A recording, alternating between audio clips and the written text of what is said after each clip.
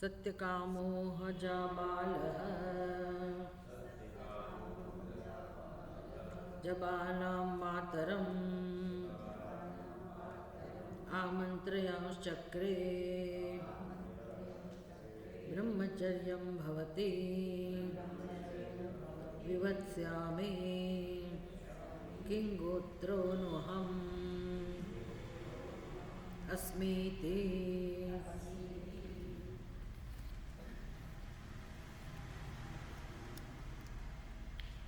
સત્યકામને જ્યારે ગુરુજીએ દીક્ષા આપી અને એ વનમાં ગાયો લઈને ગયો અને બહુ સુંદર રીતે એણે એ સેવાનું કાર્ય કર્યું.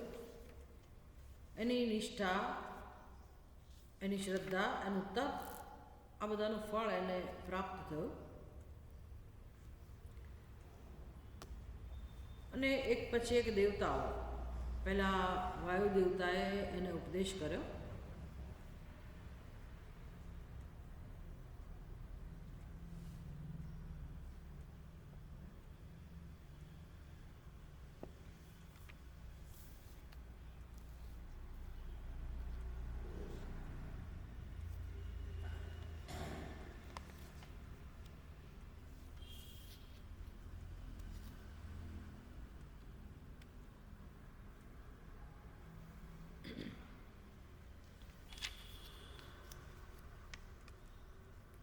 ચોથા અધ્યાયના 5મા ખંડમાં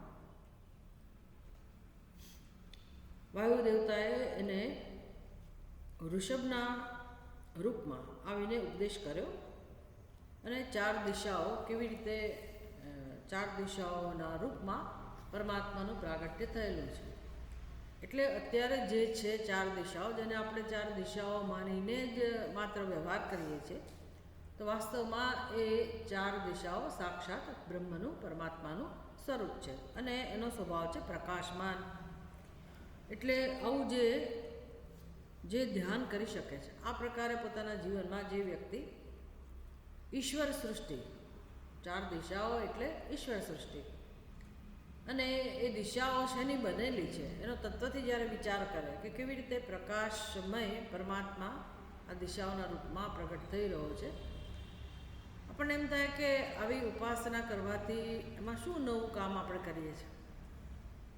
નવું કામ એ કરીએ છીએ કે આપણે આપણી કાલ્પનિક દુનિયામાંથી બહાર આવીએ છીએ. જે આપણી પોતાની સૃષ્ટિ છે, જેને આપણે સત્ય માની લીધેલું છે.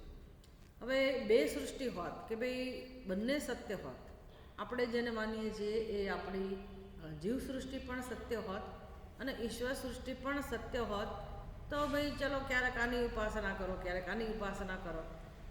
એટલે આપણે ઉપાસનાની પાછળનું તાત્પર્ય બરાબર સમજવું જોઈએ કે ઉપાસનાની પાછળનું ખરેખર પ્રયોજન શું છે.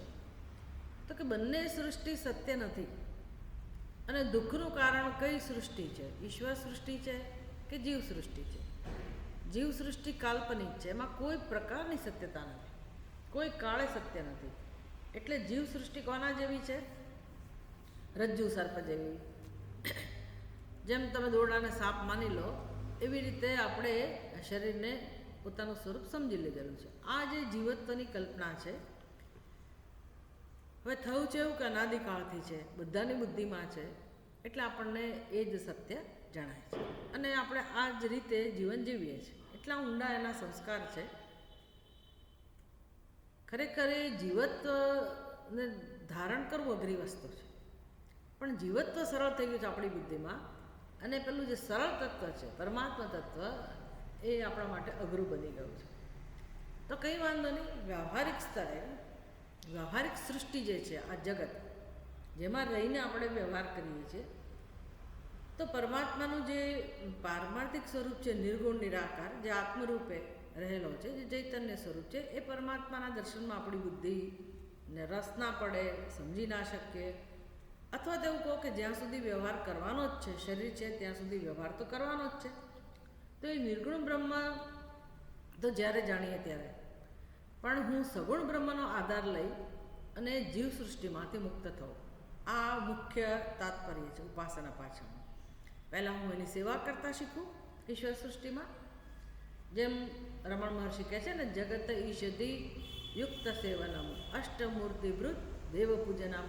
બે જગતમાં તમે ઈશ્વરના દર્શન કરો અને તમારે જેની સાથે તમે રહેતા હો એમાં ઈશ્વરનું દર્શન કરીને તમારા કર્તવ્યનું પાલન કરતાં કરતાં અને જગતના તત્વો સાથે પણ કેમ તમારા હૃદયમાં એક પૂજ્ય ભાવ ઉત્પન્ન થાય.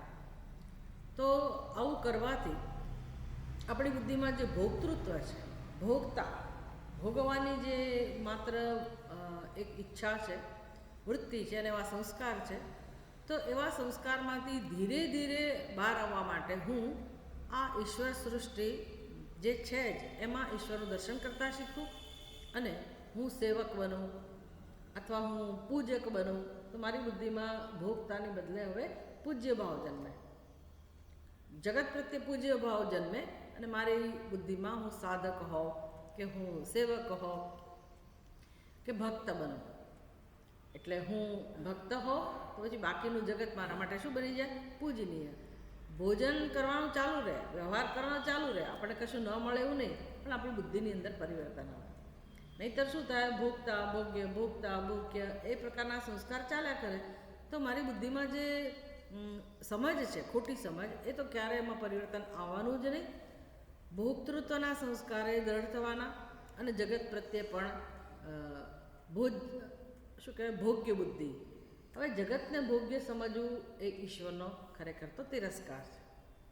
જ્યારે સમજીએ ત્યારે ખબર પડે, સાચી સમજ આવે ને ત્યારે ખબર પડે કે કોઈ પણ પદાર્થને ભોગ્ય બુદ્ધિથી જોવો એ ખરેખર ઈશ્વરનો તિરસ્કાર છે. એટલે આપણી સંસ્કૃતિ જેવી છે કે તમે નવું ઘર લો તો પણ ભલે ઘર તો ભોગવવાનું જ છે આપણે, પણ એ ઘર પ્રત્યે મારી દ્રષ્ટિ કેવી હોય? તો કે ઈશ્વરે આપેલો પ્રસાદ છે એટલે એમાં પહેલેથી જ વાસ્તુ પૂજન, દેવતાઓને પહેલાં પ્રવેશ કરાવવામાં આવે.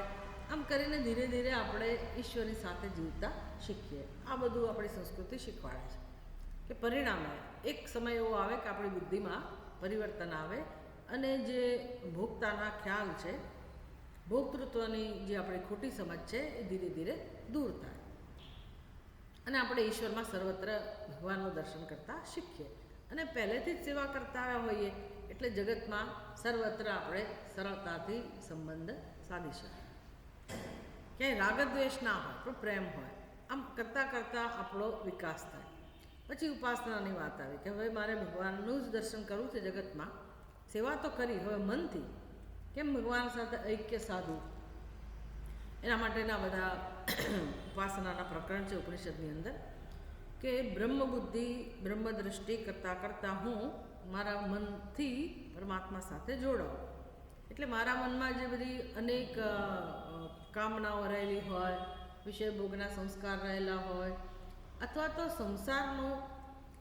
સંસાર રહેલો હોય, રાગદ્વેષ હોય, સૂક્ષ્મ સ્તરના રાગદ્વેષ હોય, ઘણું બધું આજે ખોટી રીતે જીવન જીવાથી જે અજ્ઞાનનું કાર્ય આપણી અંદર જમા થયું હોય, એટલે કર્તૃત્વના સંસ્કાર હોય, ભોક્તૃત્વના સંસ્કાર હોય, રાગ હોય, દ્વેષ હોય, દુઃખ ભરેલું હોય, એના મૂળમાં વિષાદ હોય, શોક હોય, આસક્તિ હોય. આપણે આના જ બનેલા છીએ ને અત્યારે.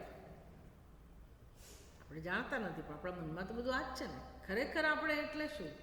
વ્યવહારમાં આપણે કોઈ વ્યક્તિને કહીએ કે ભાઈ આ વ્યક્તિ આમ છે તેમ છે, તો એ ગમે તેવા સગા સંબંધી હોય ને જાણીતા હોય કે અજાણતા હોય, પણ એ વ્યક્તિનો જેમ જેમ પરિચય થતો જાય, પહેલાં તમને એમ લાગે કે વ્યક્તિ બહુ સરસ દેખાય છે, શું કહીએ આપણે એને, હેન્ડસમ દેખાય છે, ફલાણું છે, ઢીકણું છે, કહીએ પર્સનાલિટી સરસ છે, એમ એનાથી અંજાઈ જઈએ થોડુંક આપણને ગમે કે ભાઈ ચાલો વ્યક્તિ દેખાવામાં સરસ છે. પણ પછી ખરેખર વ્યક્તિ કોને કહીએ છીએ આપણે? જેમ જેમ એની સાથે જીવન શરૂ થાય અથવા તો એના પરિચયમાં આવીએ પછી આપણે વ્યક્તિત્વ તરીકે કોને જોઈએ છીએ? બહારના દેખાવને નહીં, એની વ્યક્તિના મૂળ સ્વભાવને, એના વિચારોને, એના વ્યવહારને, એની ભાવનાને. એટલે આપણે જ્યારે આપણું નિરીક્ષણ કરીએ ત્યારે સમજાય કે આપણું ખરું વ્યક્તિત્વ એટલે શું? આપણી અંદર રહેલા વિચારો, આપણા મનમાં રહેલી ભાવના, આપણી મનની અંદર રહેલી લાગણી, એ જ આપણું ખરું વ્યક્તિત્વ છે અને બીજાને પણ આપણે એ રીતે ઓળખીએ છીએ.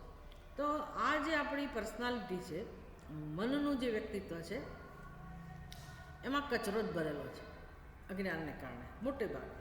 પેલું સારી સારી વસ્તુઓ હોય પણ હવે કરીએ શું, આપણને જીવન જીવતા નહોતું આવડતું, એટલે જે રીતે જીવ્યા હોય તો એ બધા સંસ્કારો અંદર જમા થયા હોય.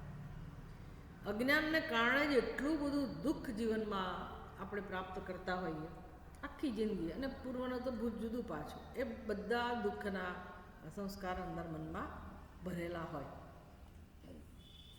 એટલે અંદરનું બધું આવું છે. વિચારીએ ત્યારે ખબર પડે, નિરીક્ષણ કરીએ ત્યારે ખબર પડે કે અંદર તો આ પ્રકારની અશુદ્ધિ છે, દુઃખ છે. હવે એ દુઃખ દૂર ના થાય ત્યાં સુધી પ્રસન્નતાનો અનુભવ ના થાય જીવનમાં. એટલે આપણે કેટલું મથીએ, કલાકો સુધી જપ કરીએ, ધ્યાન કરીએ, એવા વાતાવરણમાં જઈએ, સારું લાગે આપણને, પણ તો પાછી આપણે થોડીક વારમાં, થોડાક સમય પછી હતા એવા ને એવા બની જઈએ. એટલે પેલું દુઃખ તો અંદર રહે છે. જો આ બધું સમજાશે ને તો જ્ઞાનમાં રસ પડશે. આ બધું દુઃખ જાય છે ના, એટલે દુઃખ જન્મ્યું એનું કારણ કયું છે એ બધું તો આપણે સત્સંગમાં શીખીએ જ છીએ કે ભાઈ અજ્ઞાન એકમાત્ર કારણ છે.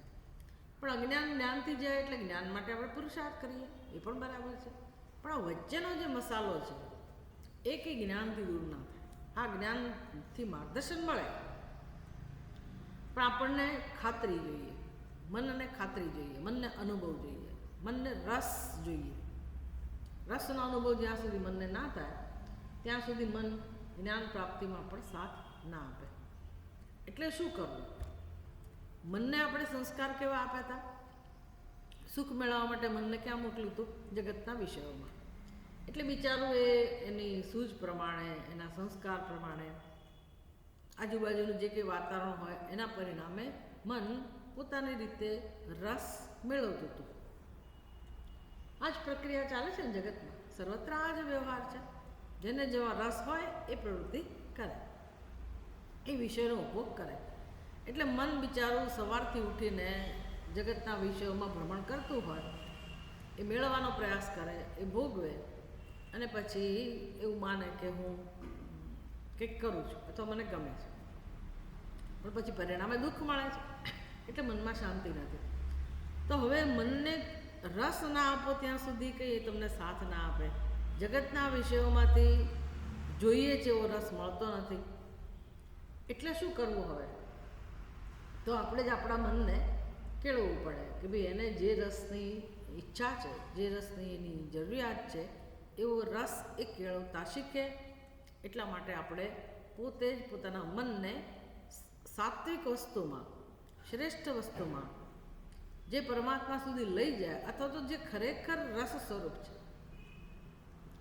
એટલે ગીતામાં તો આખું પેકેજ ભગવાન એ પ્રકારે આપે છે, આખો કાર્યક્રમ આપે છે કે તમે જેમ કહે છે ને કે શરૂઆતમાં જે આનંદ સ્વરૂપ જણાય છે, સુખ સ્વરૂપ જણાય છે, અને અંતમાં જે દુઃખ સ્વરૂપ છે. વિષયોના ઉપભોગની પ્રકાર બતાવે ને કે કયો વિષય ભોગવવાથી શરૂઆતમાં બહુ મજા આવે, આનંદ થાય, પણ પરિણામે દુઃખનો અનુભવ થાય. અને જે સાત્વિક સુખ છે એ શરૂઆતમાં વિષ સમાન લાગે. બી સત્સંગમાં આવવાનું કહીએ તો કોને ગમે? કોણ વહેલા ઉઠે? કોણ મહેનત કરે? અથવા કોણ પૂજા કરે? કોણ માળા કરે? બધું કરવું બોજો હોય છે માણસને, કે ક્યારે પતાવી દઉં સવારમાં. એટલે એ અઘરું લાગે, કડવું લાગે, પણ પરિણામે અમૃતોપસમમ. સેવા ભરેલું જીવન કષ્ટવાળું છે, કર્તવ્યનું પાલન વગેરે. ભલે શરૂઆતમાં વિષય સમાન લાગે, પણ અંતતોગતવા એ આપણને પ્રસન્નતાનો અનુભવ કરાવે છે. કેમ? તો કે સ્થાયી સુખ છે. એટલે ભગવાન શીખવાડે છે મનને કે કેવી રીતે સ્થાયી રસ, સાત્વિક રસ, ચડિયાતો રસ મનને શીખવાડવો જીવનમાં. આ જીવન જીવવાની સાચી રીત છે, બુદ્ધિપૂર્વકનું જીવન છે, કે જેથી મનને સાત્વિક રસનો આનંદ મળે. પછી એમ કરતાં કરતાં બુદ્ધિમાં જેમ આત્માના જ્ઞાન માટેની એક જિજ્ઞાસા જન્મે, અને તમે ચિંતન મનન કરતા હો તો મનને એનાથી પણ ચડિયાતો રસ ચાખવા મળે છે. પછી મન ક્યાં સ્થિર થાય?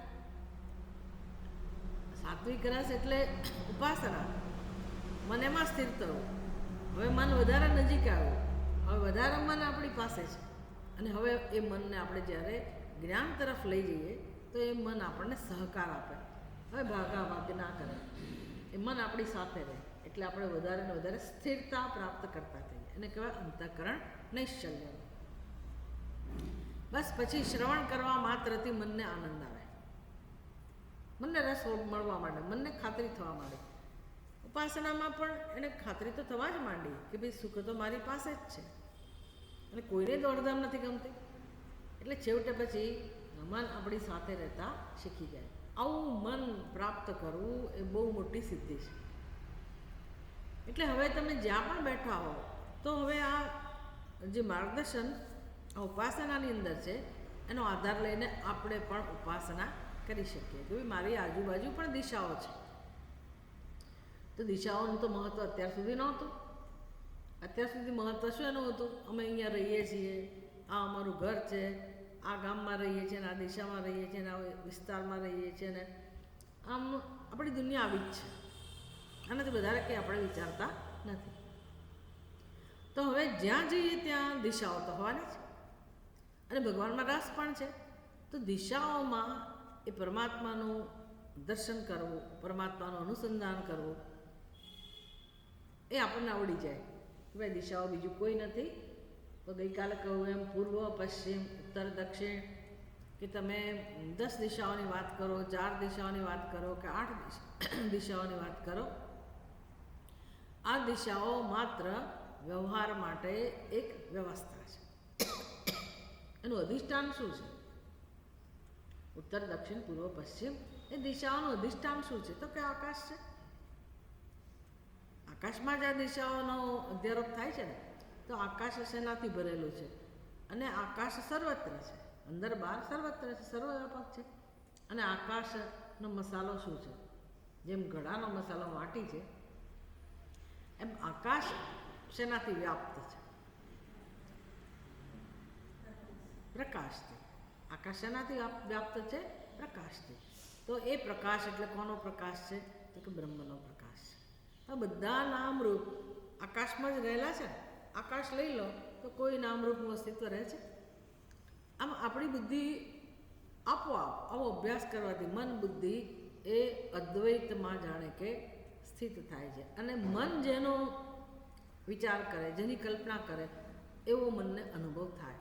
તો સર્વવ્યાપક પ્રકાશ સ્વરૂપ આત્માનો અનુભવ કરવાથી આપણે પોતે પણ શેનો અનુભવ કરીએ? હવે જે હું શરીર છું એની જરૂર ના રહે. ભલે શરીર હોય, પણ મનની અંદર કઈ અનુભૂતિ થાય? સર્વવ્યાપકતાની અનુભૂતિ થાય, જે બ્રહ્મનું સ્વરૂપ છે. આમ કરતાં કરતાં આપણે બ્રહ્મ સ્વરૂપ સુધી પહોંચીએ. એટલે આ ઉપાસનાનું ફળ પણ અહીંયા કહેવામાં આવ્યું.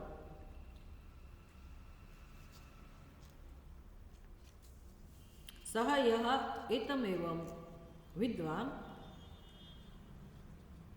મારી બુકમાં 364 પેજ છે, ત્રીજો મંત્ર છે, 5મો ખંડ, ચોથા અધ્યાયનો 5મો ખંડ અને ત્રીજો મંત્ર હતો. આ પહેલી જે ઉપાસના, જે વાયુ દેવતાએ જે ઉપદેશ કર્યો, અને એ પ્રકારે જે વ્યક્તિ આવું ઉપાસના કરે છે પોતાના જીવનમાં, તો એને શું ફળ મળે છે? એનું ફળ પણ કહ્યું. સહ યહ એતમેવમ વિદ્વાન ચતુષ્કલમ પાદમ બ્રહ્મણઃ પ્રકાશવાન ઇતિ ઉપાસ્તે. જે બુદ્ધિમાન વ્યક્તિ આ પ્રકારે જાણીને ચતુષ્કલમ પાદમ, આ 4 કળાઓવાળો પાદ બ્રહ્મનો, જે પ્રકાશવાન છે, એની જે ઉપાસના કરે છે,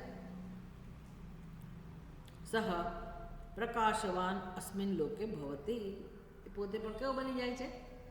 પ્રકાશવાન. આ કહેવાની રીત છે કે આવું બની જાય છે. ખરેખર આપણે એવા જ છીએ, સમજ પડી? એવા જ છીએ, પ્રકાશવાન જ છીએ. આપણું સત્ય એ જ છે. પણ બુદ્ધિમાં પેલા જે આવરણો છે ને, એને કારણે આ પ્રકાશની અનુભૂતિ નથી થતી. કાલ્પનિક પ્રકાશમાં આપણે પછી વ્યસ્ત રહીએ છીએ, કરતાં કાલ્પનિક પ્રકાશ ઊભો કરીએ છીએ. પ્રકાશ એટલે ભૌતિક પ્રકાશ નહીં. પ્રકાશ એટલે જે આ પ્રકાશને પણ પ્રકાશિત કરે છે, જે અંધકારને પણ પ્રકાશિત કરનારો છે, અને આ ભૌતિક પ્રકાશ છે એને પણ પ્રકાશિત કરનાર છે. સહ અસ્મિન લોકે પ્રકાશવાન ભવતી પ્રકાશવતઃ હ લોકાન જયતી. તો પ્રકાશ એટલે પ્રકાશની સ્થિતિ કહો કે પ્રકાશનું સ્વરૂપ કહો કે એનું સ્ટેટસ કહો તો કેવું છે? તો કે બધા લોકને એણે જીતેલા છે, બધા લોક એના વશમાં છે. ભૂહુ ભુવઃ સુવઃ કોઈ પણ લોકની વાત કરો તો એ આ પ્રકાશ વગર હોય જ ના શકે. એટલે કોઈ જગ્યાએ પ્રકાશ ના હોય એવું ના હોય, બધા લોકમાં પ્રકાશ હોય તો જે ઉપાસના કરે છે એ પણ આવું બની જાય છે. યહ એતમ એવં વિદ્વાન ચતુષ્કલમ પાદમ બ્રહ્મણઃ પ્રકાશવાન ઇતિ ઉપાસતે.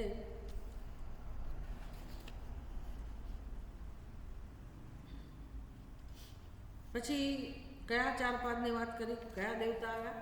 સત્યકામ પાસે અગ્નિ દેવતા આવ્યા.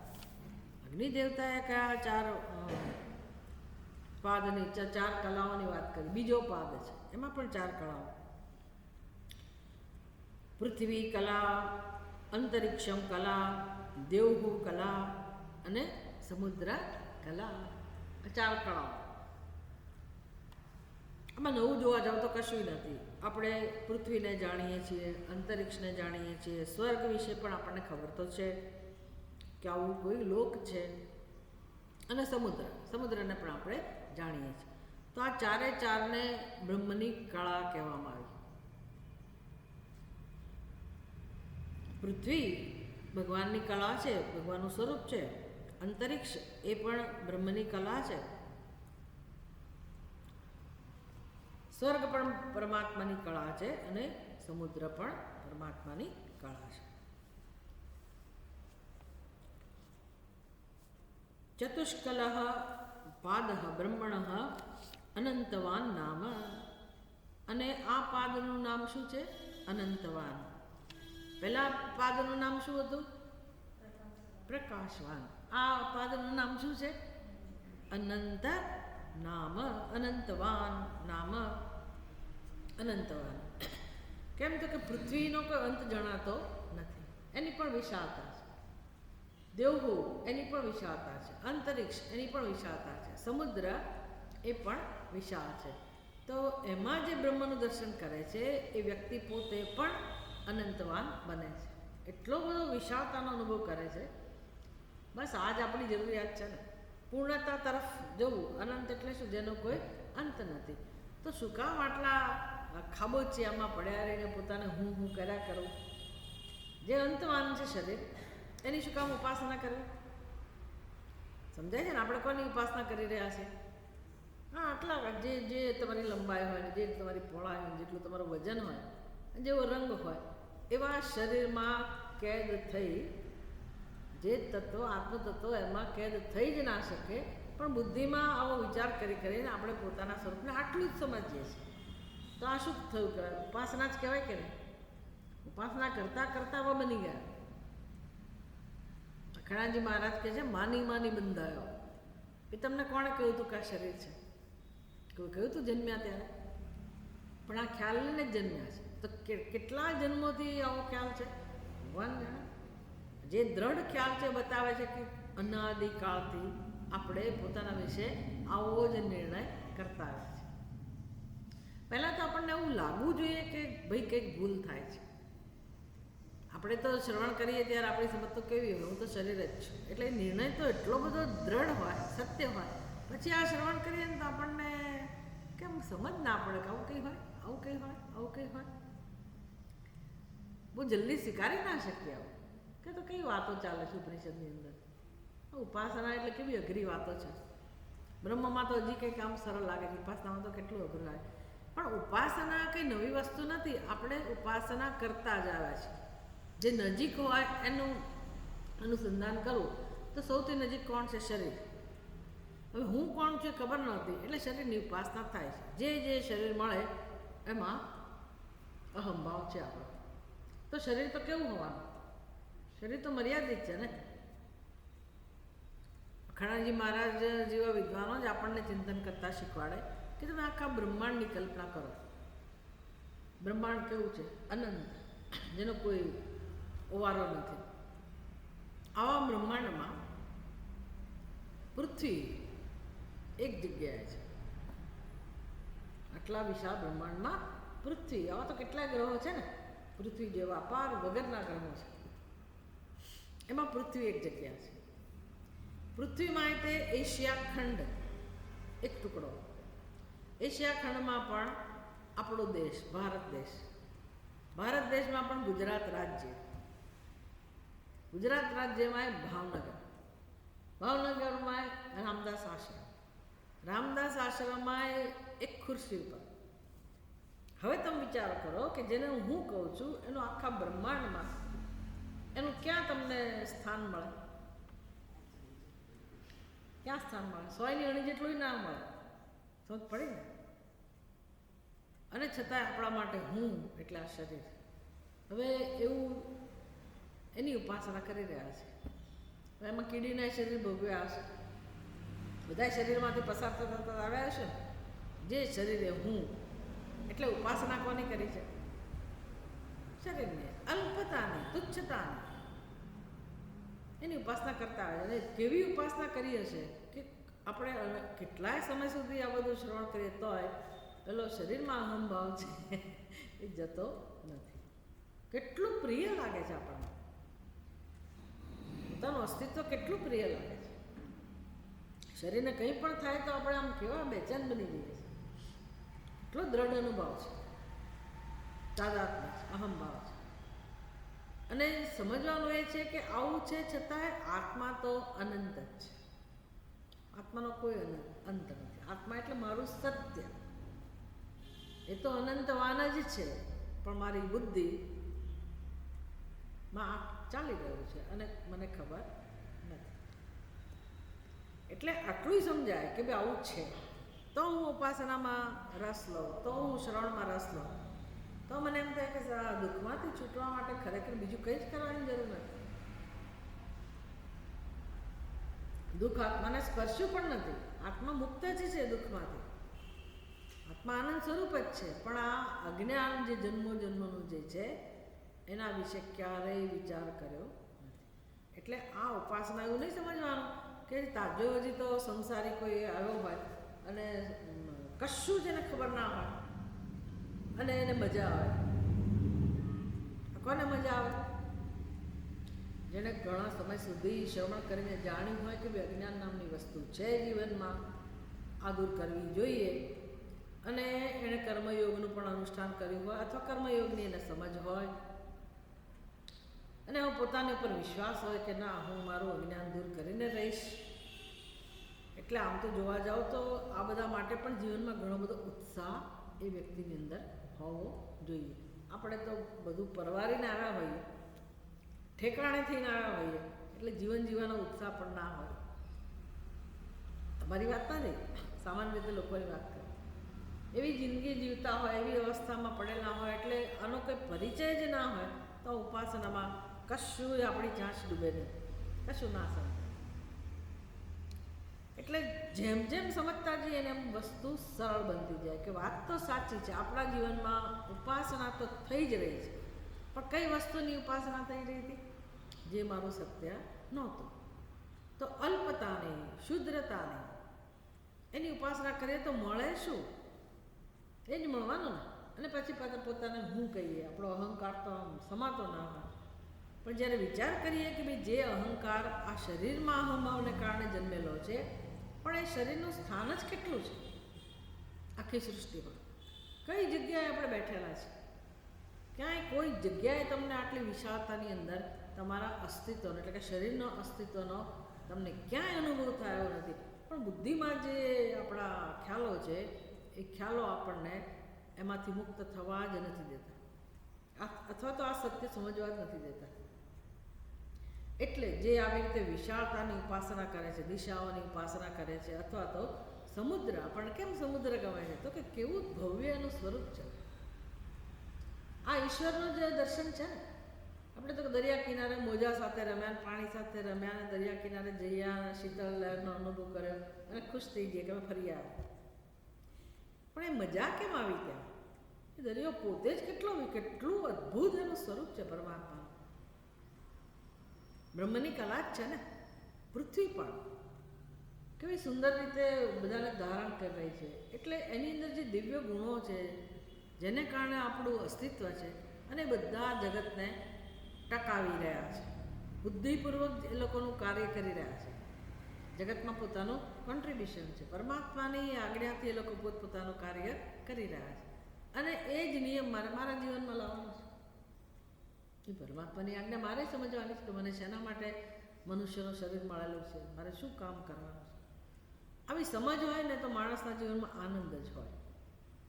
જ્યારે એના બદલે આપણી બુદ્ધિમાં, આપણા જીવનમાં, આપણા મનમાં બહુ કકળાટ, બહુ બધી વેદનાઓ, બહુ શોક છે. તો એ શોકનું કારણ કયું? આ શોકની તો ક્યાંય ખરેખર વિચાર કરીએ તો શોકને ક્યાંય સ્થાન જ નથી. શોકનું કોઈ કારણ જડતું જ નથી. એટલે આપણી બુદ્ધિમાં વારંવાર શોક છે તો છે, બધાની બુદ્ધિમાં છે. આપણે તો સમજવાનું છે કે શોકનું કારણ આ જ હોવું જોઈએ. જે મારું સ્વરૂપ નથી એમાં અનાદિકાળથી આપણે અહંભાવ રાખીને જીવીએ છીએ. એમાંથી મુક્ત થવા માટે આલંબન મને કયું આપવામાં આવે છે તો કે આ જ જગત, એ જ સગુણ બ્રહ્મ, નિર્ગુણ નિરાકારની હવે ચિંતા કરવાની જરૂર નથી. હમણાં એની ચિંતા કરવાની જરૂર નથી. હમણાં હું જ્યાં છું, જે જગતમાં છું, હા એટલું ખરું, મારે ક્યાંય જવાની જરૂર ના હોવી જોઈએ. કારણ કે પરિસ્થિતિ છે કે આપણે ના જઈ શકીએ, સગવડતા ના હોય. બધું જ ખબર છે શ્રુતિને કે લોકોના જીવનમાં બધી મર્યાદાઓ હોવાની.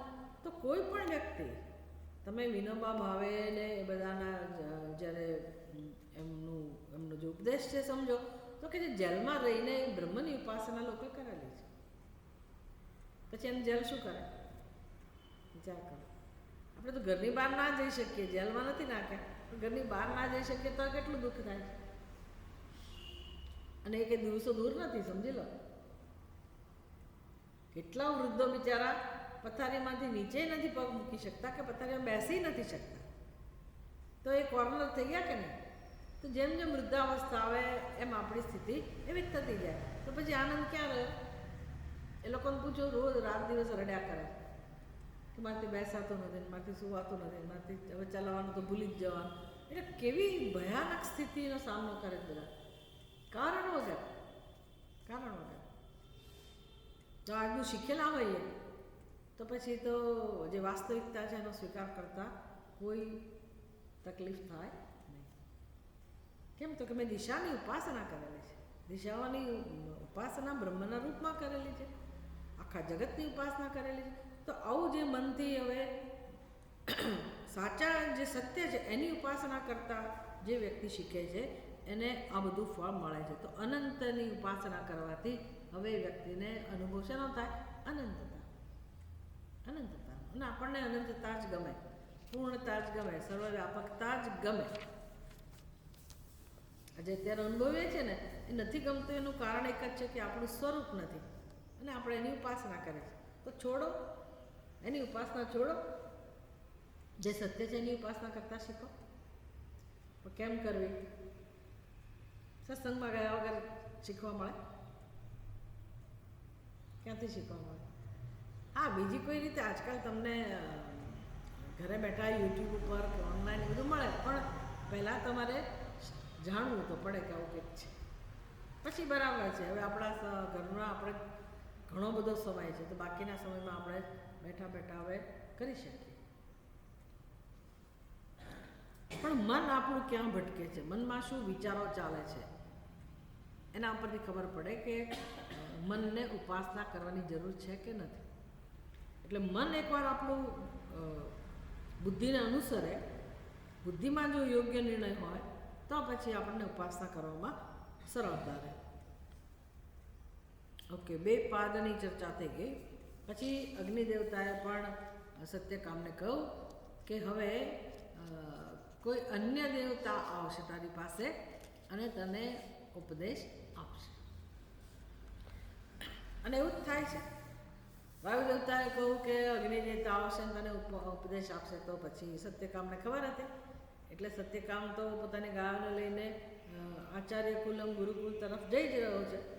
સાંજ પડે, બધી ગાયો સાંજે આપોઆપ એકઠી થઈ જાય એટલે ત્યાં પછી એનું જે તાપણું કરવાનું હોય, સમીર નાખવાના હોય, યજ્ઞ આગળ જે કંઈ એની ઉપાસના કરતો હશે, સાધના કરતો હશે સત્યકામ, તો એ વખતે પૂર્વાભિમુખ થઈને બેસી જાય અને રાહ જોતો હોય કે વાયુ દેવતા આવશે. તો વાયુ દેવતા આવ્યા, એણે ઉપદેશ કર્યો અને વાયુ દેવતા કહીને ગયા કે હવે તને બીજા દેવતા આવશે, હંસ, એ આવીને તને ઉપદેશ કરશે.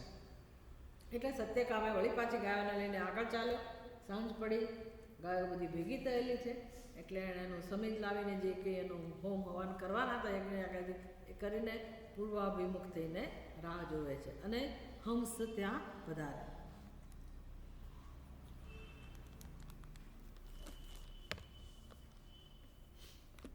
હંસ તે પાદમ વક્તેતી સહસ્વો ભૂતે ગાહા અભિપ્રસ્થાપયાંચકાર તાયત્રાભિ સાયં બભૂહુ તત્ર અગ્નિમ ઉપસમાધાય ગાહા ઉપરુદ્ય સમેધમ આદાય પશ્ચાદગ્નેઃ પ્રાં ઉપોપવિવેશ તગું હંસઃ ઉપનિત્યાભિવાદ સત્યકામ ઇતિ ભગવઃ ઇતિ પ્રતિશુશ્રાવ. તો એ જ પ્રકારે બંને વચ્ચે સંવાદ થયો. જેમ વાયુ દેવતા આવ્યા અને એને કહ્યું સત્યકામ, તો સત્યકામ કહે છે જી ભગવાન. એવી જ રીતે અહીંયા હંસ પધાર્યા અને એમણે પણ કહ્યું કે સત્યકામ ઇતિ. તો જ્યારે પૂર્વાભિમુખ થઈને બેસેલો સત્યકામ રાહ જોઈ રહ્યો છે હંસ નહીં, તો હંસ ત્યાં આવે છે અને સત્યકામ એવી રીતે એને બોલાવે છે. અને સત્યકામ કહે છે ભગવાન પ્રતિશુશ્રાવ. એણે એને વળતો જવાબ આપ્યો. બ્રહ્મણ સૌમ્ય તે પાદમ બ્રવાણી ઇતિ. હંસ કહે છે કે હું તને બ્રહ્મના પાદ વિશે વાત કરું, ઉપદેશ આપું. બ્રવીતુ મેં ભગવાન ઇતિ, બ્રવીતુ મેં ભગવાન ઇતિ. તો ભગવાન જરૂર તમે મને ઉપદેશ કરો. તસ્મૈ હોવાચ અગ્નિ કલા, અગ્નિ કલા, સૂર્ય કલા, ચંદ્ર કલા, વિદ્યુત કલા એષ વૈ સૌમ્ય ચતુષ્કલા પાદ બ્રહ્મણ જ્યોતિષ્માન નામ. હવે હંસ આવીને જ્યારે ઉપદેશ કરે છે તો કઈ કળાઓનો ઉપદેશ કરે છે? અગ્નિ કલા, અગ્નિ નામની કળા. અગ્નિ એ બ્રહ્મની કળા છે. બ્રહ્મની આ કળાનું નામ અગ્નિ છે. અગ્નિને જાણીએ છીએ કે નહીં? જાણીએ છીએ. કોની કળા છે? તો કે બ્રહ્મની કળા. એટલે આપણા જે અવયવો છે ને એ પણ આપણે કહે ને મારો હાથ, તો હાથ બરાબર છે. હાથ શું કરે છે? સૂચન કરે છે. જેનો હાથ છે એનું. એવી રીતે કળા એટલે શું? તો કે સૂર્ય કળા છે, ચંદ્ર કળા છે, અગ્નિ કળા છે. તો એ સૂચન કરે છે કોની કળા. કળા તો ખરી, પણ કોની કળા? જેમ આ ચંદ્રની કળા એવું કહીએ ને આપણે, તો એ કળા શું કરે? ચંદ્રનો નિર્દેશ કરે છે. ચંદ્રની કળા હોય તો આ બધી કળા કોની છે? બ્રહ્મની કળા. એટલે પૃથ્વી બ્રહ્મની કળા થઈ. તો પૃથ્વી સામે જોઈએ તો આપણને કોનું અનુસંધાન કરી શકીએ? બ્રહ્મનું. યાદ આવે કે ભાઈ આ પૃથ્વી કળા છે, કોની છે? બ્રહ્મની છે. સમુદ્ર એ કળા છે, તો કોની કળા છે? બ્રહ્મની. એટલે જેની જેની ઉપાસના કરો તમે આ બધી કળાઓની, તો જેની કળા છે એનું અનુસંધાન આપોઆપ થાય. બસ આ અનુસંધાન કરતાં શીખે એટલી જ વાત છે. આમાં કલ્પના નથી કરવાની. સમજ પડી? આ સત્ય છે. આપણે અત્યારે જેની કળાની ઉપાસના કરી રહ્યા છીએ, હું ને મારું, એ મારું જેને કહીએ છીએ પણ કળા જ થઈ ને, એ મારી છે, બિલોંગ્સ ટુ મી. બસ શરીર મારું છે, તો એ ઉપાસના થઈ. એમાં કોઈ સત્યતા નથી.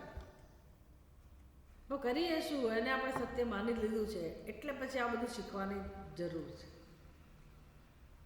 ખોટી રીતે ઉપાસના કરતા આવ્યા ને એટલે મળ્યું શું? બંધન, દુઃખ. તો હવે રસ્તો આ એક જ છે કે ભાઈ આમાંથી છૂટવું હોય તો શું કરવું, તો કે મારા મન બુદ્ધિને જે સત્ય છે એનું આલંબન આપવું.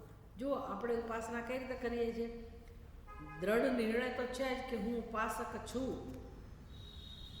જીવ છું, અહીંયા આપણે બેઠા છીએ, હું મારા ઘરે રીતે બેસીશ આમ એટલે એ તો બધો ખ્યાલ છે જ હું વિશેનો, અને પછી આપણે બધું કરીએ છીએ. એટલે પહેલો ખ્યાલ તો જતો જ નથી, પહેલો ખ્યાલ તો જતો જ નથી. એટલે આપણી બુદ્ધિને કેમ તૈયાર કરવી જ્ઞાન માટે? પહેલાં હું મારા મનમાં જ જે અનંત સ્વરૂપ છે પરમાત્માનું અને આ સગુણ બ્રહ્મ ઈશ્વર સૃષ્ટિ છે એમાં મારું મન જોડું. હવે એમાંથી હું સમુદ્રને મારો કહી શકું? સમુદ્રની ઉપાસના કરીએ તો મારી બુદ્ધિ એવું કરી શકવાની કે સમુદ્ર મારો. પણ સમુદ્રનું દર્શન કરતાં કરતાં આ જે કળાઓમાં અહંભાવ છે એમાંથી ધીરે ધીરે આપણે ઉપર ઉઠીએ. મનના સ્તરે આપણે જેને મારું મારું કહીએ છીએ એમાંથી મુક્ત થઈએ. અને અનંત વસ્તુઓમાં મન સ્થાપિત થવાથી મન આપોઆપ અનંતતાને ધારણ કરે છે, સર્વવ્યાપકતાને ધારણ કરે છે, પ્રકાશને ધારણ કરે છે. તો અહીંયા આ બધી કળાઓનું વર્ણન થયું. અગ્નિ કલા, સૂર્ય કલા, ચંદ્ર કલા અને વિદ્યુત કલા. આ ચાર જે પરિબળો કયા, ચાર ઘટકો જે કયા, એ બધાની અંદર સમાનતા કઈ છે? સૂર્ય, ચંદ્ર, વિદ્યુત, અગ્નિ બધાની અંદર કઈ સમાનતા છે? ના એ તો ખરું, બ્રહ્મ તો ખરું, પણ સગુણ બ્રહ્મમાં જ્યોતિર્મય વિભૂતિ યોગની અંદર ભગવાન કોની વાત કરે છે? જ્યોતિર્મય પદાર્થોમાં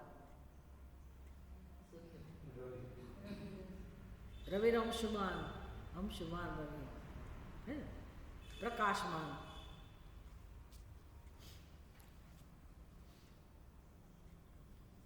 બસ તો કહે છે કે જ્યોતિ આ ચતુષ્કલ પાદ બ્રહ્મણ, આ બ્રહ્મનો ત્રીજો પાદ છે જેમાં ચાર કળાઓ રહેલી છે અને એનું નામ શું છે? જ્યોતિષ્માન. પહેલામાં શું હતું? પ્રકાશવાન, પછી અનંતવાન. નામ યાદ રાખવાના હોય. વાયુ દેવતાએ જે ઉપદેશ કર્યો બ્રહ્મના પાદનો એનું શું નામ હતું? પ્રકાશવાન. પછી કયા દેવતા આવ્યા? અગ્નિ દેવતા. એમણે જે ઉપદેશ કર્યો બ્રહ્મના પાદનો એનું નામ શું હતું? અનંતવાન. જો પ્રકાશવાન, અનંતવાન. અહીંયા કયો શબ્દ છે? જ્યોતિષમાન. એ વાનનો શું થઈ ગયું? માન. અર્થ એક જ રહે પણ એ મતુ પ્રત્યે લાગતો હોય. એ સંસ્કૃતના ગ્રામર જેને આવડતું હોય એને ખબર હોય કે આ ભેદ તો જોઈએ પહેલાં કમસે કમ કે એક જગ્યાએ વાન છે અને એક જગ્યાએ માન છે, પણ અર્થ તો એક જ છે. સંધિના નિયમો, વ્યાકરણના નિયમોને કારણે જ્યોતિર્વાન ના કહેવાય. શું કહેવાય? જ્યોતિષમાન.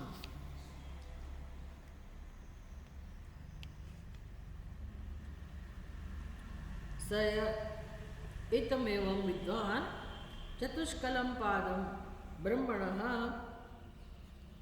જ્યોતિષ્માન ઇતિ ઉપાસ્તે. તો જે વ્યક્તિ,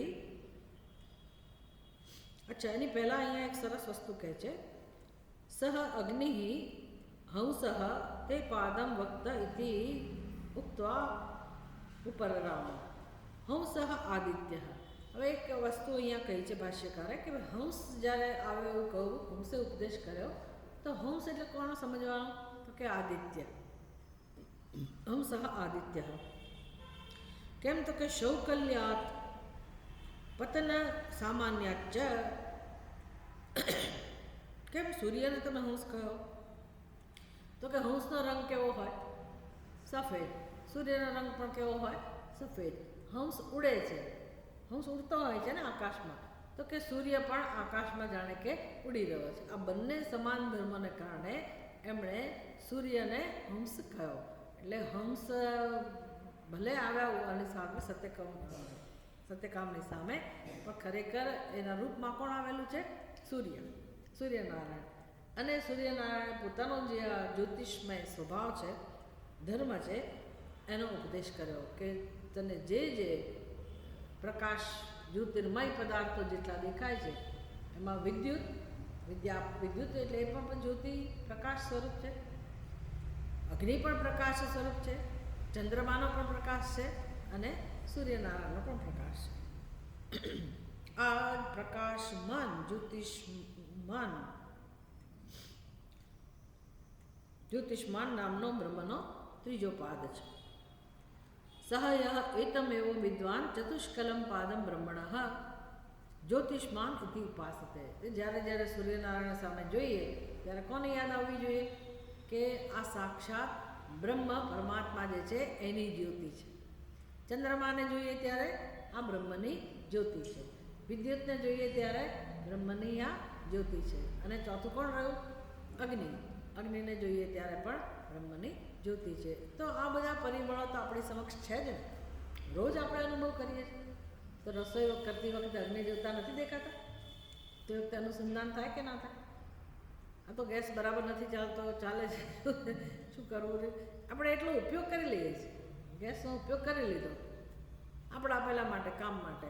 ભગવાન કે ના નથી પાડતા, ભાઈ ઉપયોગ કરવા માટે જ આ બધી વ્યવસ્થા છે, પણ હું સાથે સાથે આ સત્યને ધ્યાનમાં રાખું. જો એટલા માટે કેવું કુશળતાપૂર્વક આપણી સંસ્કૃતિમાં નિયમો છે કે ભાઈ ભલે તમે તમારા પેટ પૂજા માટે અગ્નિનો ઉપયોગ કરતા હો, પણ તમે પહેલું ભોજન અગ્નિને આપો. બરાબર ને? રસોઈ બનાવતી વખતે અગ્નિ દેવતાને ઓફર કરતા હોય છે.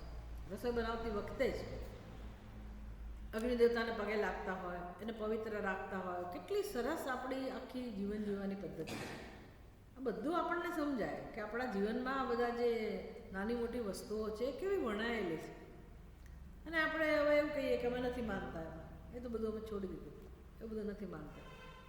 ભલે છોડી દીધું હોય, પણ હવે અનુસંધાન કરવા માટે તો આપણી પાસે ઉપરથી સારું છે કે ભાઈ જ્યાં છીએ ત્યાં જ આપણે આપણું કામ કરતાં કરતાં અગ્નિમાં પણ બ્રહ્મની ઉપાસના થઈ શકે. ચોમાસામાં વીજળીના કડાકા ભડાકા થતા હોય એમાં પણ આપણે નમસ્કાર તો કરી જ શકીએ, ભલે બીક લાગતી હોય તો એમાં રહેલા બ્રહ્મને આપણે, કારણ કે એ જ્યોતિ પ્રકાશ જે છે કોનો છે? એટલે તો પાનભાઈ કહે છે, ગંગા સતી કહે છે, વીજળીના ચમકારે મોતીડા પર રવિલો પાનભાઈ. ચમકારો એટલે વીજળીનો ચમકારો. પછી એ જ્યોતિ એ રીતે જો ઉપયોગી થતી હોય, આવું સમજવામાં પણ કે જ્યોતિનો ચમકારો એટલે તો આખી જુદી વસ્તુ છે કે ભાઈ વીજળીનો ચમકારો એટલે શું? તો કે આપણું જીવન ખાલી ક્ષણભર જ છે, તો એમાં તમે આ કામ કરી લો, એવો એનો ઉપદેશ છે ને. પણ અગ્નિ દેવતા સામે જોઈએ તો બ્રહ્મનું અનુસંધાન થઈ શકે. ચંદ્રમા સામે, સૂર્યનારાયણ સામે, સૂર્યને તો આપણે કેટલો બધો મહિમા છે, રોજ સૂર્યના દર્શન તો આપણે કરતા જ હોઈએ છીએ. લોકો જળ ચડાવતા હોય, આરાધના કરતા હોય. એટલે જીવનમાં જો આ બધું શીખી લઈએ ને, માણસ આને જ મહત્ત્વ આપે ને, તો એનો અર્થ એવો નથી કે તમે તમારું જીવન ના જીવી શકો. લાગે જ તમને? તમે જીવન ના જીવી શકો? બાકીનો તમારો વ્યવહાર ના કરી શકો? ઘર બહાર ના ચાલે? નોકરી ધંધો ઘર બહાર જમવાનું બધું ના ચાલે? ના થઈ શકે? બધો વ્યવહાર થઈ શકે કે નહીં? પણ આ પ્રકારની બુદ્ધિ હોય, આપણી અંદર આ પ્રકારની દ્રષ્ટિ હોય, તો એ જીવનનો કેટલો આનંદ હોય. આનંદ તો હોય, સાથે સાથે તમને જીવન જીવવાનું બળ મળે. કારણ કે આ સંસાર જે ઊભો કરેલો છે એમાં કંઈ તાકાત નથી આપણી એ સંસારનો સામનો કરવાની. કેટલું દુઃખ થાય છે. તો પછી બુદ્ધિને શું કામ આવું ના બનાવીએ? પેલો સંસાર ભલે ને ચાલો, એ ખબર છે આપણે કે અજ્ઞાનને કારણે બધી વ્યવસ્થા છે, તો એમાં મારે કંઈ કોઈનો તિરસ્કાર કરવાની જરૂર નથી. મારી બુદ્ધિને તેજસ્વી બનાવવી છે, સત્યને જાણવું છે, બસ આ આપણો એક સંકલ્પ થઈ જાય તો પછી બાકી બધું બળ અહીંથી મળી જ રહેવાનું. પછી સમજ પડે ને કે એ જે બ્રહ્મની શક્તિ છે, જે જગતમાં સર્વત્ર વ્યાપક છે, તો મારા મન બુદ્ધિમાં, મારા હાથપગમાં પણ કોની શક્તિ હોય? કોની શક્તિથી થઈ રહ્યું છે? કોની શક્તિ હશે? શું લાગે તમને? તમારી શક્તિ હશે? મારાથી બેસાતું નથી, મારાથી ઊભા નથી થવાતું, મને આમ થાય છે, મને તેમ થાય છે. એ ઠીક છે, મર્યાદા છે શરીરની, પણ એ અલ્પ શક્તિ પણ બ્રહ્મની જ શક્તિ છે. તો તમે શું સેવા કરો છો? તમે શું કામ કરો છો? કરીએ છીએ આપણે, કામ કરીએ છીએ. થઈ જ રહ્યું છે ને. તમે જોઈ શકો કે ભાઈ અજ્ઞાન અવસ્થામાં જોઈ શકો કે બધું કામ, બધો વ્યવહાર કોના કારણે થાય છે? એ જ કરી રહ્યું છે ને, એ જ તત્વ કરી રહ્યું છે, એની જ શક્તિ કરી રહ્યું છે. કેટલી શાંતિ લાગે. તો ભલે ને આ શરીરનો ઉપયોગ થાય, ભલે ને આપણે નિમિત્ત બને, ઉપરથી વધારે સારી રીતે પ્રેરણા મળશે કે કેમ સરસ રીતે કરવું. તો સેવા કરનાર છે એ પણ બ્રહ્મ સ્વરૂપ છે, જેની સેવા થઈ રહી છે એ પણ શું છે? બ્રહ્મ સ્વરૂપ. તો કેટલી મજા છે જીવનમાં. તો આપણને સમજાય કે બધો કકળાટ ક્યાં છે, થાક ક્યાં છે, બોજો ક્યાં છે. બોજાનું સ્વરૂપ ક્યાં છે? બોજો નામની વસ્તુ જ નથી, પણ હું બોજો લઈને જ ફર્યા કરું. એના માટે કોણ જવાબદાર છે? મારા ખોટા ખ્યાલ. That's it. ખોટા ખ્યાલ સિવાય તમે કશાયને બ્લેમ કરી શકો એમ નથી. એ છોડી એટલી જ વાર છે. બાકી જે થઈ રહ્યું છે અત્યારે આ ક્ષણે, જ્યાં જે વ્યવહાર થઈ રહ્યો છે, જે પ્રવૃત્તિ થઈ રહી છે, ઈશ્વર દ્વારા જ થઈ રહી છે. ઈશ્વર જ કરી રહ્યો. મનને આ શાંતિ મળી જાય એટલે બસ. એટલે હું કરું સાંભળ્યું છે ને? હવે સમજાય છે ને? એ જ અજ્ઞાનતા. કેમ ભાઈ? શકટનો ભાર જેમ શ્વાન તાણે. આપણે બહાર તાણી રહ્યા છે. હું કર, મારે કરવું પડે છે, મેં કરી. ખરેખર કોણ કરી રહ્યું છે? આ સંસારનો બોજો આપણે વાવી રહ્યા છે એવું આપણને લાગે છે, પણ ખરેખર કોણ કરી રહ્યું છે? કોણ વહન કરી રહ્યું છે? એ જ કરી રહ્યો છે ને. એની જ શક્તિઓ છે ને, મારા દ્વારા પ્રગટ થઈ રહી છે. આપણે તો જ્યાં મને અનુકૂળતા હોય ત્યાં જ હું કરું, જેને મારું લાગે ત્યાં જ હું સેવા કરું, બીજી જગ્યાએ ના કરું, આ રીતે જ કરું, પહેલી રીતે ના કરું, મને મુશ્કેલી ના પડવી જોઈએ, ફલાણું ના થવું જોઈએ. એટલે આપણા હજારો નિયમો હોય. એમ કરીને આપણે આમ છૂટથી બધું કરતા નથી. પોતાના ખ્યાલ હોય. ઠીક છે, પણ થોડું થોડું થાય તો બહુ થઈ ગયું. થોડું થોડું થાય તો એ જીવનમાં આનંદ મળશે. સહ યહ એતમે વિદ્વાન ચતુષ્કલમ પાદમ બ્રહ્મણ જ્યોતિષ્માન ઇતિ ઉપાસ્તે જ્યોતિષ્માન અસ્મિન લોકે ભવતી. બોલો, આવી ઉપાસના કરે છે, પોતે પણ શું બની જાય છે? જ્યોતિષ્માન બની જાય છે. એ પણ પ્રકાશ સ્વરૂપ બનવું જ પડે ને. બનવું જ પડે ને. સત્ય છે આપણું, એટલા માટે જ્યોતિષ્માન બની જ જવાય. જ્યોતિષ્મત લોકાન જયતી. તો જે આવો છે એ જ વ્યક્તિ બીજા લોકને વિજય પ્રાપ્ત કરે, બીજા લોકો ઉપર વિજય પ્રાપ્ત કરે. યહ એતમ વિદ્વાન ચતુષ્કલમ પાદમ બ્રહ્મણ જ્યોતિષ્માન ઇતિ ઉપાસતે. કેટલું સરસ શીખવા મળે છે. આમાં ખરેખર આપણે કંઈ કર્મ કરવાની જરૂર નથી. માત્ર વસ્તુને જાણીએ જ છીએ ને, સાચી વસ્તુને જાણીએ છીએ અને યાદ દેવડાવીએ છીએ કે આ સૂર્ય બ્રહ્મની કળા છે, ચંદ્ર બ્રહ્મની કળા, ખાલી યાદ જ દેવડાવીએ. એમ કરતાં કરતાં જ આપણો બધું કકળાટ દૂર થાય છે, જીવસૃષ્ટિ દૂર થાય છે. હવે 8મા ખંડમાં પ્રવેશ છે. હવે ચોથા પાદનો ઉપદેશ શરૂ થશે. કોણ કરે છે ચોથા પાદનો ઉપદેશ? તો કે મદ્ગુ. મદ્ગુ એટલે પ્રાણ. તો એનો પહેલો મંત્ર બોલીએ. મદ્ગુષ્ટે પાદમ વક્તેતિ સહશો ભૂતે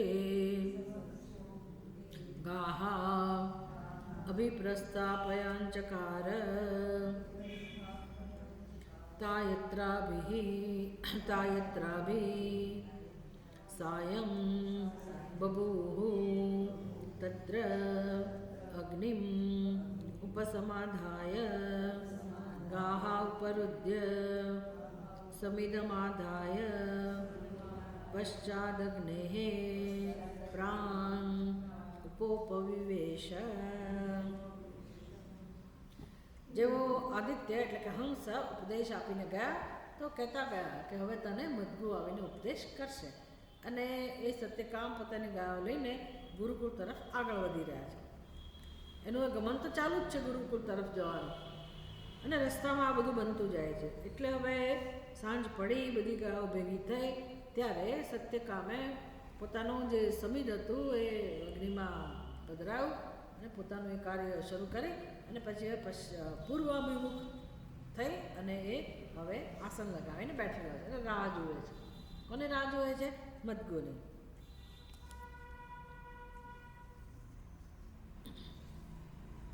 તમ મદ્ગુઃ ઉપનિષત્યાભિવાદ સત્યકામ. જેમ પહેલાં બધા એને બોલાતા હતા અગ્નિ દેવતાને બધા, એવી રીતે અમે પણ મદ્ગુએ પણ સત્યકામને કહું કે સત્યકામ. તો સત્યકામ પણ કહે છે કે ભગવઃ ઇતિ, હા ભગવાન, ઇતિ પ્રતિશુશ્રાવ, એમણે પણ ઉત્તર આપ્યો, સત્યકામે પણ ઉત્તર આપ્યો. બ્રહ્મણઃ સૌમ્યતે પાદમ બ્રવાણી ઇતિ, હું તને બ્રહ્મના પાદનો ઉપદેશ કરું. બ્રવીતુ મેં ભગવાન ઇતિ, સત્યકામ કહે છે જરૂર કહો. તસ્મૈ સહોવાચ, એને કહેવામાં આવ્યું, એને ઉપદેશ શરૂ થયો.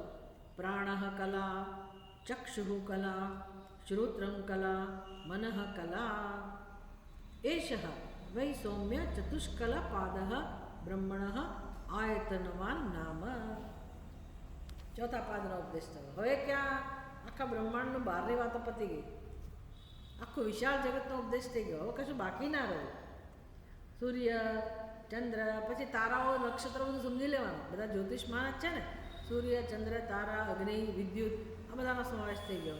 પૃથ્વી, સમુદ્ર, એની પૃથ્વીની વાત કરે એટલે પહાડો પણ આવી જ જાય, નદીઓ પણ આવી જ જાય. સમુદ્રની વાત કરો એટલે એ બધી વસ્તુ આવી ગઈ.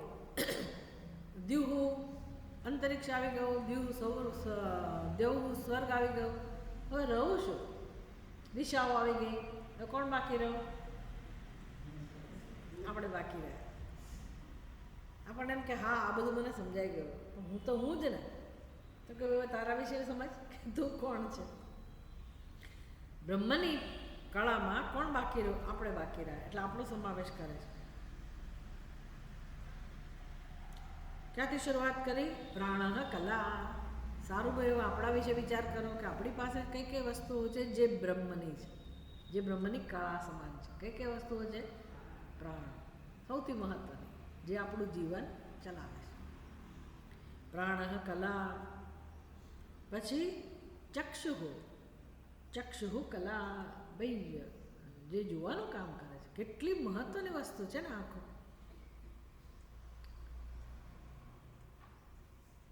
કેટલું આપણું જીવન ચલાવવા માટે ચક્ષુનો ફાળો છે. ચક્ષુઃ કલા. પછી શ્રોત્રમ કલા, આપણા કર્ણ. મોટાભાગનું જીવન મનુષ્યનું જીવાતું હોય તો જે જ્ઞાનની જરૂર છે એ બધું જ્ઞાન આપણને આંખ અને કાનથી મળે છે. જેવા કાનમાં સંભળાતું ઓછું થાય ને, વ્યવહારમાં ફેર પડી જાય. વ્યક્તિને ખબર ના હોય કદાચ, પણ એની સાથે વ્યવહાર કરનારને તકલીફ થવા માંડે અને ખોટું લાગી જાય. આપણે એની સાથે વ્યવહાર કરતા હોય ને, આપણા વ્યવહારમાં એ વ્યક્તિ આવે જેને ઓછું સંભળાતું હોય, આપણે એની સાથે વ્યવહાર કરીએ ને તો આપણે તો આપણી રીતે બધું બોલ કરીએ તો રિસ્પોન્સ ના મળે.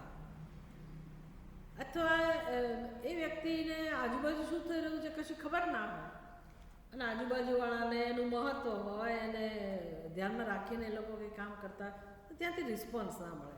રિસ્પોન્સ ના મળે એટલે આપણે અકળામણ થાય કે તો આ વ્યક્તિ કંઈ જવાબ ના આપે એટલે એને આપણામાં રસ નહીં હોય અથવા આપણું કહેલું ગમતું નહીં હોય. એમ આપણે હજારો વિચાર કરીએ. આવું રોજ થાય એટલે પછી આપણને સમજ ના પડે. બસ આ બધું વ્યવહારમાં જન્મે અને આપણે એને કહ્યું હોય ને તો એને કદાચ થતું હશે. આપણે અનુમાન કરવું પડે કે એણે મને વસ્તુ કહી નહીં, આપણે જવાબ આપ્યો હોય તો એ ના સાંભળે. એ તો નથી સાંભળ્યું એટલે બોલતા જ નથી, પણ આપણે દર બોલ્યા હોઈએ તો એણે સાંભળ્યું ના હોય એટલે મનમાં શું થાય કે મને કંઈ જવાબ નથી આપ્યો. સાથે સાથે ચાલતા હોય તો કંઈ જોતા ના હોય સામું કે વ્યક્તિ બોલી કે ના હોય, પેલી વ્યક્તિ બોલતી હોય નાને સંભળાતું ના હોય. હવે એ બંને વચ્ચે જે વ્યવહાર થતો હોય એને બહુ મહત્ત્વનો હોય. એટલે આ વ્યક્તિને કદાચ જાણવાની ઈચ્છા થાય ને પેલી બોલતી હોય તો એને સંભળાયું ના હોય તો એ એવું અનુમાન કરે કે આ હું બોલું છું અને મને જવાબ નથી આપ્યો બરાબર. એને મિસઅન્ડરસ્ટેન્ડિંગ થવાની અને આને પણ બંને વચ્ચે પછી આપણે અકળાઈએ પણ એમ થાય કે આવું કેમ કરતો હશે આ માણસ. પછી ખબર પડે કે ભાઈ એને તો સંભળાવાનો પ્રોબ્લેમ છે, એને ઓછું સંભળાય. વારંવાર આવું થાય ને પછી આપણે યાદ કરવું પડે કે ભાઈ આમાં ગરબડ એક જ છે, એને ઓછું સંભળાય. સંભળાય એટલે આપણો બધો કકળાટ શાંત થઈ જાય કે ભાઈ આમાં કોઈનો વાંક નથી, એને સંભળાતું જ નથી તો શું કરું. આમ બધું સંભળાતું હોય પણ આમ ના સંભળાતું હોય એવું છે પાછું. એટલે લોકો એમ કે એને સાંભળવું હોય ને ત્યારે બધું સાંભળાય નથી. લોકો એનો ફાયદો ઉઠાવતા જ આપણને ખબર નથી. પણ આવું બધું સંસારમાં આવું બધું બહુ ચાલતું હોય, બહુ જ ચાલતું હોય. પણ આ બધું જન્મે છે શેમાંથી? અને મર્યાદામાંથી. કે જ્યારે આ પ્રોબ્લેમ શરૂ થાય ત્યારે સંસારમાં ખળભળાટ થઈ જાય છે. એટલે એ લોકોની બહુ મુશ્કેલી હોય, એની સાથે રહેનારની પણ મુશ્કેલી હોય. એ તો મોટેથી બોલો, કેટલું મોટેથી બોલો, કે કેટલો પ્રયત્ન કરો, થાકી જાઓ, પછી આપણે છોડી દઈએ કે ભાઈ ઓછું હવે એમને ઓછી વાતો કરો. એટલે ઓછી વાતો કરો એટલે એ લોકોને એમ લાગે કે મારામાં કોઈ રસ નથી લેતું. આમ કેટલું દુઃખ છે જીવનમાં. અને આ બધું સારું ચાલતું હોય ત્યાં સુધી આપણે એનો દુરુપયોગ કરીએ તોય કે ફાયદો નથી. મને કેમ કહી ગયા ખરો ને, દુઃખ એનું હોય. મને કેવું સંભળાવી ગયા, કેવા શબ્દો બોલ્યા, ત્યાં સાંભળીને દુઃખ અને નહીં સાંભળીને બધી વાત દુઃખ જ છે. પણ ચલો એ જુદી વસ્તુ છે, એમાંથી જ આપણે મુક્ત થવાનું છે. પણ જે મને સાંભળવા મળે છે એ જે કર્ણેન્દ્રિય છે એ બ્રહ્મની કલા છે. સહસ્ર શીર્ષા પુરુષ સહસ્રાક્ષ સહસ્રપાદ. પુરુષ સૂક્ત સાંભળ્યું છે ને કે પરમાત્મા કેવો છે? અનેક અનેક ચક્ષુઓ વાળો. અનેક અનેક એટલે શું? ખરેખર તો બધા ચક્ષુઓ એના જ છે. એટલે મચ્છર પણ કદાચ જોતું હોય, આપણને ખબર નથી કે એને આંખ છે કે નહીં, પણ માની લો કે એને કદાચ દેખાતું હોય તો એ આંખ પર કોની આંખ છે? બ્રહ્મની જ આંખ છે. આંખો તો એની જ છે ને, એણે બનાવી છે. તો કોના માટે બનાવે? આપણા માટે બનાવી છે. એ તો જે આપણે હું કહીએ છીએ એટલે એવું કહેવાય, બાકી એ જ જોઈ રહ્યો છે. એના સિવાય કોઈ છે જ નહીં. તો અત્યારે સાંભળનારો જોનારો કોણ હોય? કોણ હોય? એક દિવસ તો સ્વીકારવું જ પડશે. ભલે ને હું કરતા હોય, મેં સાંભળ્યું, મેં જોયું, પણ સત્ય આ છે. સહસ્ર શીર્ષ પુરુષ વાત પૂરી થઈ ગઈ કે આખા બ્રહ્માંડમાં જે મસ્તક, જેટલા પણ મસ્તક છે કોના છે? એના જ છે. એટલે મારે મારું મસ્તક છે, હવે વિચાર કરવો પડે કહેતા કે આ મારું મસ્તક છે, મારા ચક્ષુ છે. કોણ જોઈ રહ્યું છે? આ આંખો દ્વારા કોણ જોઈ રહ્યું છે? આ કાન દ્વારા કોણ સાંભળી રહ્યું છે? ધારો કે નથી સંભળાતું તોય પણ એ કોણ એનો ભોગ બની રહ્યો પડે ને? બ્રહ્મ જ છે, બ્રહ્મની જ કળા છે. તો કઈ કઈ કળાઓ? કઈ? પ્રાણ શ્વાસોશ્વાસ લઈ રહ્યો છે પરમાત્મા, તો મારા પ્રાણ એટલે કોના પ્રાણ થાય? અથવા તો મારા પ્રાણ એ કોની કળા થઈ? બ્રહ્મની. અને મારા પ્રાણ કહેવાય જ નહીં. પ્રાણ પણ કોના છે? એના. તો એ શ્વાસોશ્વાસ પણ કોણ લઈ રહ્યો છે? એ જ લઈ રહ્યો છે. પ્રાણ કલા, ચક્ષુ કલા, શ્રોત્રમ કલા અને છેલ્લે મન. મન એ કળા છે. હવે એ જ જે બ્રહ્મની કળા છે મન, એ મનને આપણે કેવું કરી નાખ્યું છે અજ્ઞાનને કારણે. અને અત્યારે મન આપણને શેનો અનુભવ કરાવે છે? નિરાશાનો, ચિંતાનો, ભયનો. એનો ભયનો ભોગ કોણ બને છે? ચિંતાનો ભોગ કોણ બને છે? આપણે. જે આપણે એના અધિકારી નથી. દુઃખના, શોકના, વિષાદના, ભયના અધિકારી નથી. કારણ કે આત્મામાં આવી કોઈ વસ્તુ છે જ નહીં. મનમાં પણ નથી. મન ભગવાનનું સર્જન છે. મન પણ ખરેખર તો સાત્વિક જ છે. એટલે એમાં તો બ્રહ્મનો આનંદ જ હોવો જોઈએ, કારણ કે બ્રહ્મનું પ્રતિબિંબ પડે છે મનમાં. પણ અજ્ઞાનને કારણે આપણું મન કલ્પનાઓથી ભરેલું છે. બસ પછી મનનું કામ તો ભગવાને જે બનાવ્યું છે કે મન શેનું બનેલું? તો કે એમાં તો વૃત્તિઓ હોય, વિચારો હોય, ભાવના હોય, લાગણીઓ હોય. પણ બુદ્ધિના અનુરૂપ લાગણીઓ જન્મવાની ને. એટલે જેવો આપણો વિચાર એ પ્રકારની લાગણીઓ જન્મે. એટલે પછી એમાંથી કર્મ જન્મે, એમાંથી કર્મફળ જન્મે. અને એ પછી જે દુઃખનો અનુભવ થાય આપણને, અને બુદ્ધિમાં નિશ્ચય છે કે હું જ આ મન છું, એટલે હું દુઃખી. એટલે પહેલાં ભગવાન કહે છે મન શુદ્ધ કરો ભાઈ. મેં જેવું આપ્યું હતું ને એવું પાછું આપો. જ્યો કી ત્યો ધર દીની ચદરિયા. ભાઈ એવું કરીને આપો પાછું. આપણે બધું રંગીન કરી નાખ્યું છે. સમજાય છે ને વસ્તુ? ભગવાન મદદ કરશે, પણ એ મનની સફાઈ કરવાનું કામ કોનું છે? આપણું. બસ તો એ મન ભગવાનની બ્રહ્મની કળા છે. આ પ્રકારે આપણા મનના દ્વારા પણ આપણે બ્રહ્મનું અનુસંધાન કરી શકીએ. આપણી જ્ઞાનેન્દ્રિયો, આપણી કર્મેન્દ્રિયો, આપણા પ્રાણ, આપણું મન, એના દ્વારા પણ પરમાત્માનું અનુસંધાન થઈ શકે. તો હવે તમે જગતમાં ધારો કે દર્શન કરવાનું શક્ય ના હોય, નથી ઈચ્છા, આંખો બંધ કરીને બેસો તોય શું બ્રહ્મનું દર્શન થઈ શકે. આંખો ખુલ્લી રાખો તો પણ બ્રહ્મનું દર્શન થઈ શકે. યત્ર યત્ર મનોયાતિ તત્ર તત્ર સમાદય. યોગ સૂત્ર, યોગશાસ્ત્ર. આવું મન આપણું બની ગયું હોય, જેનું પણ ચિંતન કરે, દર્શન કોનું થાય? બ્રહ્મનું. કેમ એવું થાય? કારણ કે બ્રહ્મ જ છે, સર્વત્ર બ્રહ્મ જ છે, અને એનું દર્શન કરી શકીએ એમ છે. તો આવી જે ઉપાસના કરે છે એનું ફળ શું છે?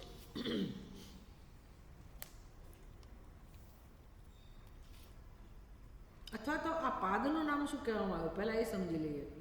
ચતુષ્કલઃ પાદ બ્રહ્મણ. એ સૌમ્ય આ બ્રહ્મનો ચોથો પાદ છે, જે 4 કળાઓનો બનેલો છે, અને એનું નામ છે આયતનવાન. આયતનવાન એટલે મંત્ર પુષ્પાંજલિમાં આ શબ્દ વારે વારે આવે. આયતનવાન ભવતી, આયતનવાન ભવતી. આ પ્રકારે એટલે જે આ પ્રકારે ઉપાસના કરે છે એ પણ આયતનવાન બને છે. આયતનવાન નામ બ્રહ્મનું નામ થયું, પાદનું, ચોથા પાદનું નામ આયતનવાન. આયતનવાન એટલે એનો અર્થ શું થાય? જે બધાને આશ્રય આપે છે.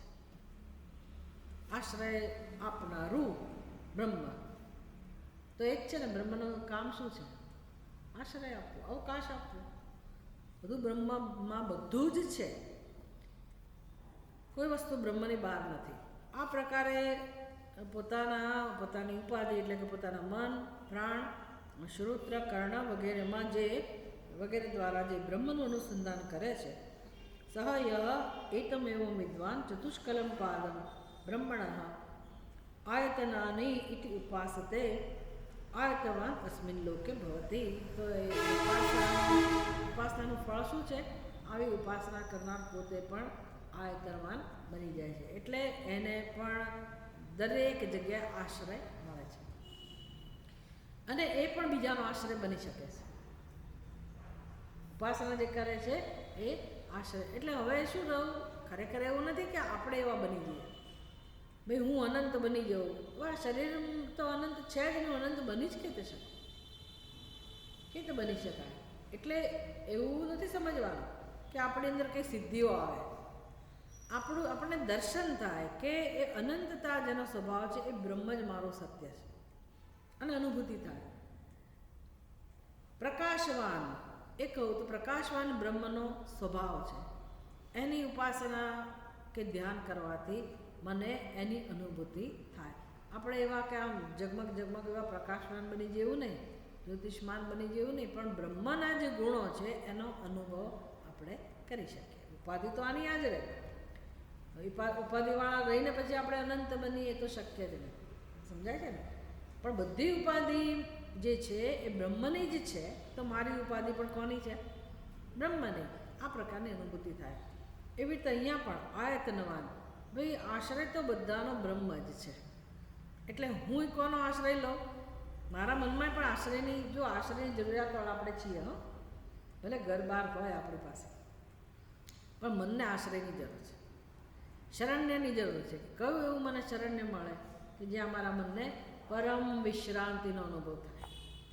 નિશ્ચિંતતા જોઈએ છે આપણને, અભયતા જોઈએ છે કે કોના શરણમાં હું રહું કે જેથી મારા જીવનમાં કોઈ પ્રશ્નો રહે જ નહીં. આવા આશ્રયની શોધ છે કે નહીં? આવા આશ્રય બધા શોધે જ છે ને, શરણને શોધે જ છે. તો આ પ્રકારે બ્રહ્મની ઉપાસના કરવાથી મારા મનને એવો ઉત્તમ આશ્રય પ્રાપ્ત થાય છે, બ્રહ્મનો આશ્રય. અને આપણે પોતે એવા સંતુષ્ટ હોઈએ, પૂર્ણતાનો અનુભવ કરનારા હોઈએ, સ્થિર હોઈએ, તો બીજાને પણ આપણી પાસેથી આશ્રયનો અનુભવ થાય. મૂળ વસ્તુ તો સમજવાનું કે આપણા મનમાં આવા પ્રકારના આશ્રયની અનુભૂતિ થાય છે. એટલે પોતે આયતનવાન ભવતી.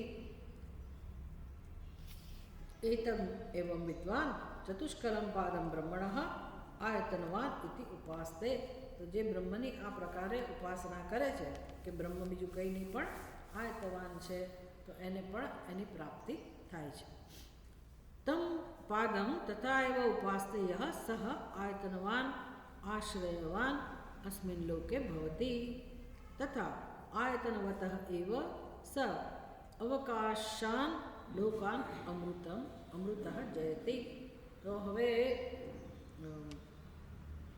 આવું કરવાથી, આવી ઉપાસના કરવાથી આયતનવતઃ એવ, તો જેણે આવો આશ્રય પ્રાપ્ત કરેલો જ છે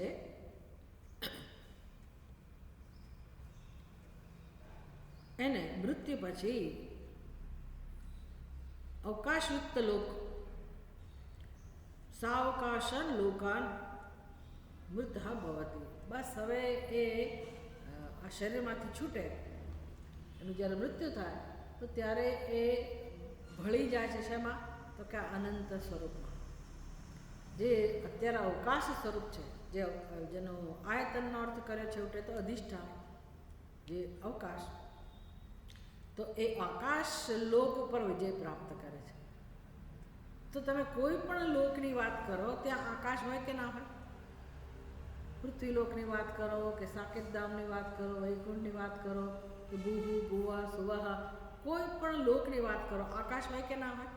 તો જે આયતનવાન બને છે, આ પ્રકારે ઉપાસના કરે છે બ્રહ્મની, કે પોતાના પ્રાણ, પોતાનું મન, પોતાની જ્ઞાનેન્દ્રિયો, આ બધું બ્રહ્મની કળા છે, એ પ્રકારે જ્યારે ઉપાસના કરે છે તો આ શરીરમાં તો અહંભાવ રહ્યો જ નહીં. એટલું જ નહીં, આ આકાશ જે બધાનું અધિષ્ઠાન છે એના ઉપર પણ એને વિજય પ્રાપ્ત કર્યો. કેમ? તો કે બ્રહ્મ અવકાશનું પણ અધિષ્ઠાન છે, આકાશનું પણ અધિષ્ઠાન છે, એટલે સમસ્ત વિશ્વ ઉપર એ વ્યક્તિએ વિજય પ્રાપ્ત કરેલો છે. કોણે? જેણે બ્રહ્મની આ પ્રકારે ઉપાસના કરી. કયા પ્રકારે? મારા પ્રાણ, મારું મન, મારી જ્ઞાનેન્દ્રિયો, શ્રોત્ર, ચક્ષુ વગેરે બ્રહ્મના છે, બ્રહ્મની કળા છે. બસ હવે જેને અહંભાવ રહ્યો જ નહીં અને મનથી પણ તૃપ્તિનો અનુભવ થયો, તો એ છેવટે પરમાત્મા સ્વરૂપ બની ગયો.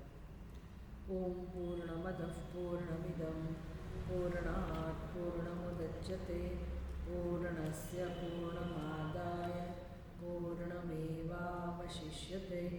ઓમ શાંતિ શાંતિ શાંતિ.